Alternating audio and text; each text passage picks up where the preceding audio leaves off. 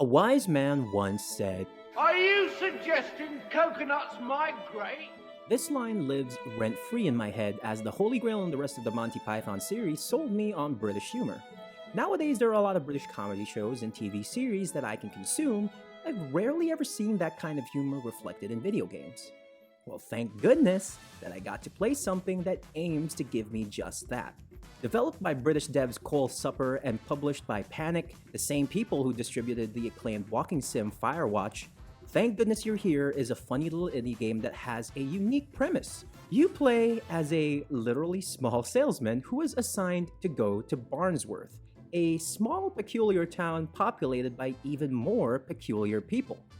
Your goal was to speak to the mayor, but as you wait for your appointment, you end up wandering the town and getting tangled into the concerns of Barnsworth's citizens. What will immediately catch your eye is the charming look and design of this game, which gives off a regular show slash adventure time kind of feel to it.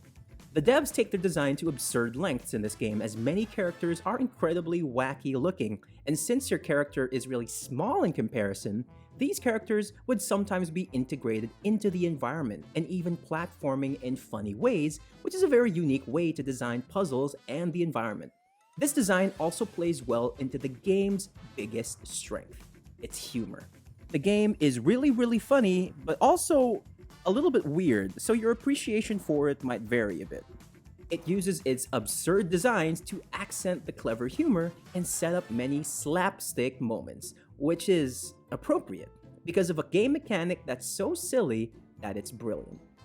The game was described as a slap-former, which means that you do about 30% platforming and 70% slapping. The main way you interact with the environment and characters is slapping, and I never got tired of it. Seriously, I don't think I've ever felt like I had some carnal need to slap things, but this game proved me wrong, I guess.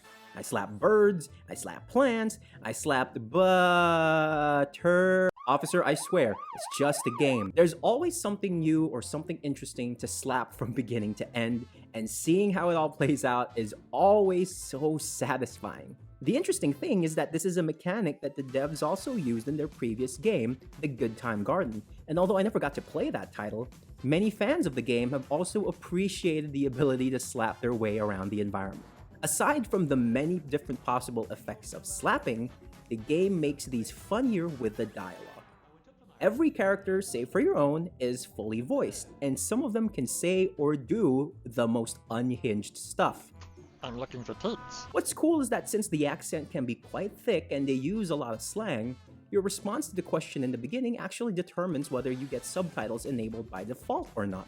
This is such an appreciated feature and was something I saw in Still Wakes the Deep as well, which is funnily enough, another amazing game set in Scotland, and I highly recommend you check it out if you haven't yet.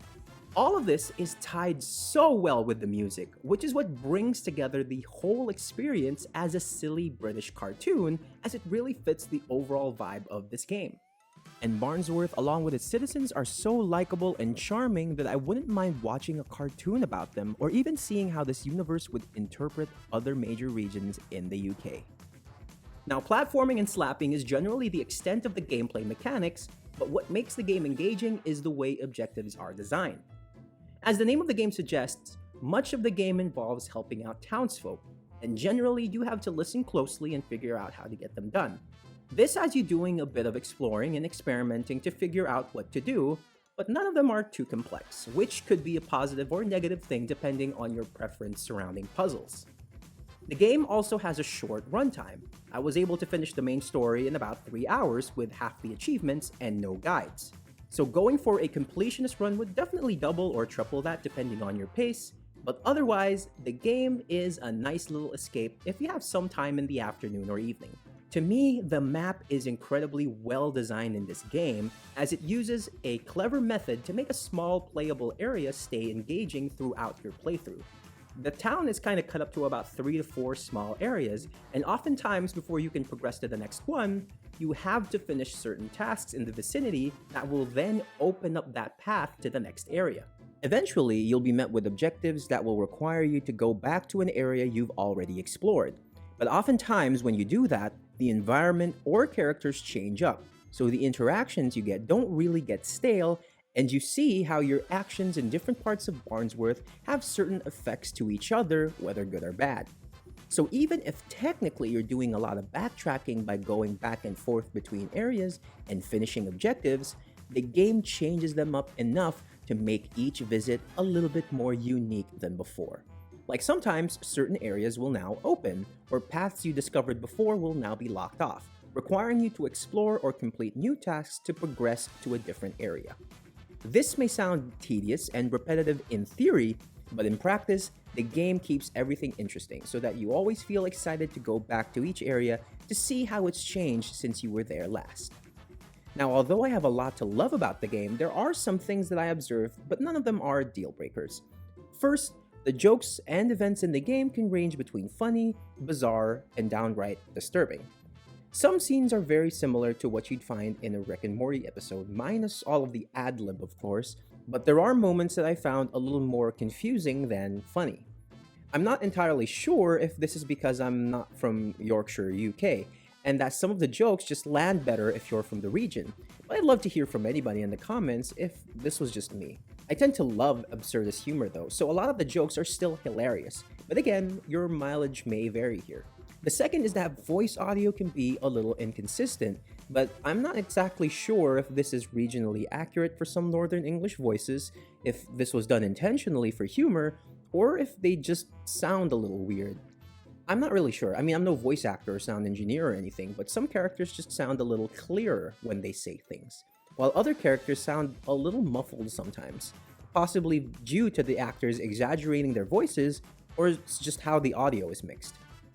Overall, I had a blast from start to finish, and I wholeheartedly recommend this if you're looking for something hilarious, but not too long of an experience. The game is available now on the Switch, PS4, and PS5, along with PC and Mac, and it doesn't need a lot to run, so anybody can just pick it up and have a great time. If you've already played it, let me know what you think down in the comments. Do you like it? Do you hate it? Like and subscribe if you like what you see. This is Sai from Fireplace Gaming, and I'll catch you again in the next video.